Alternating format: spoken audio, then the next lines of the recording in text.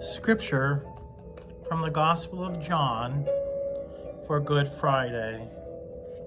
I'll be reading from John chapter 18, beginning at verse 1 to 19, verse 42.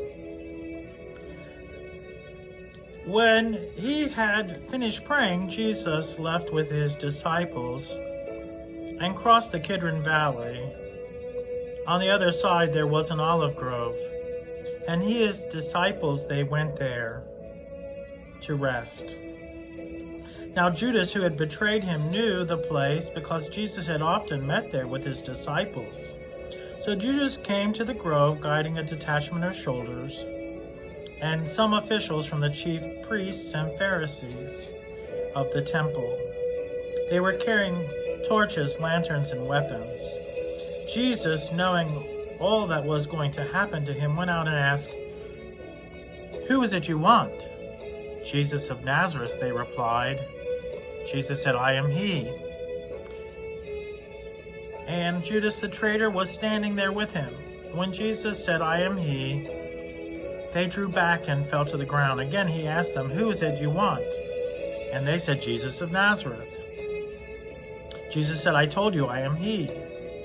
If you are looking for me, then let these men go." This happened so the words that he had spoken would be fulfilled. "I have not lost one of those whom you gave me." Then Simon Peter, who had a sword, drew it and struck the high priest's servant, cutting off his right ear. Jesus commanded Peter, "Put your sword away. Shall I not drink the cup the Father has given me?" Then the detachment of soldiers, with its commander and the Jewish officials, arrested Jesus. They bound him and brought him first to Annas, who was the father-in-law of Caiaphas, the high priest that year. Caiaphas was the one who had advised the Jews that it would be good if one man died for his people. Simon Peter and another disciple were following Jesus. Because this disciple was known to the high priest, he went with Jesus into the high priest's courtyard. But Peter had to wait outside of the door. The other disciple, who was known to the high priest, came back, spoke to the girl on duty, and brought Peter in. "You are not one of these men who are disciples of this accused?" the girl at the door asked Peter.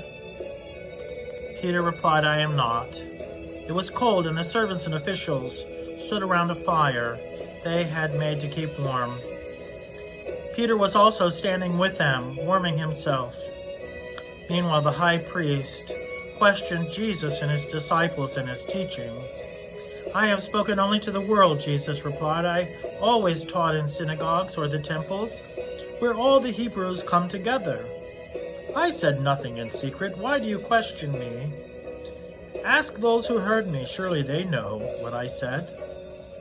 When Jesus said this, one of the officials nearby struck him in the face.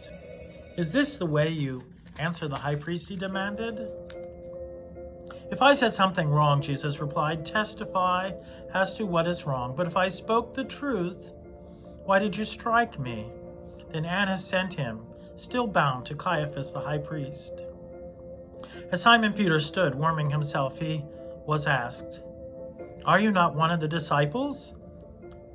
Peter denied it, saying, "I am not." One of the high priest's servants, a relative of the man whose ear Peter had cut off, challenged him. "Didn't I see you with him in the olive grove?" Again Peter denied it, and at that moment the rooster began to crow. Then the Jews led Jesus from Caiaphas to the place by the Roman governor.